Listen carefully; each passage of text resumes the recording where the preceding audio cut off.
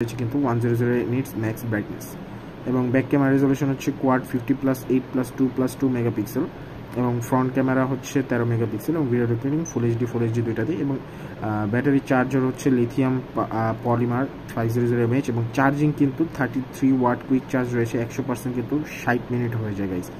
এটা কিন্তু খুবই অস্থির, আমার মোবাইলটি কিন্তু অনেক তাড়াতাড়ি চার্জ হয় এবং operating system Android 11 me UI 13 chipset Qualcomm Snapdragon 680 4G RAM পেয়ে যাবেন 4, 6 or 8 GB একটা করে আপনার 2.4 GHz এবং GPU Adreno 610 এবং ROM পেয়ে যাবেন 64GB 128GB ভ্যারিয়েন্ট এবং মাইক্রোএসডি স্লট কিন্তু অ্যাভেলেবল এবং 3.5mm Jack available, fingerprint side mounted এবং face unlock available.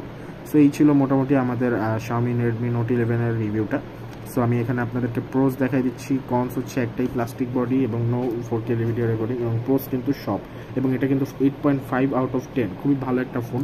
Fine design, full HD plus 90Hz AMOLED display, Corning Gorilla Glass 3, good camera, 500 mAh big battery, 33 watt fast charging, great performance, advance audio quality, Android 11 smooth and optimized UI। So আশা করি ভিডিওটা আপনাদের ভালো লাগবে এবং এই ভিডিওটাতে আমি আপনাদেরকে চেষ্টা করেছি Redmi Note 11 সম্পর্কে একটা শর্ট আইডিয়া দেওয়ার, কেননা আমরা অনেকেই মোবাইল কিনতে গিয়ে আমরা হচ্ছে কনফিউজড হয়ে যাই যে এত মোবাইল আমরা কোনটা রেখে কোনটা ক্রয় করবো, তাই না?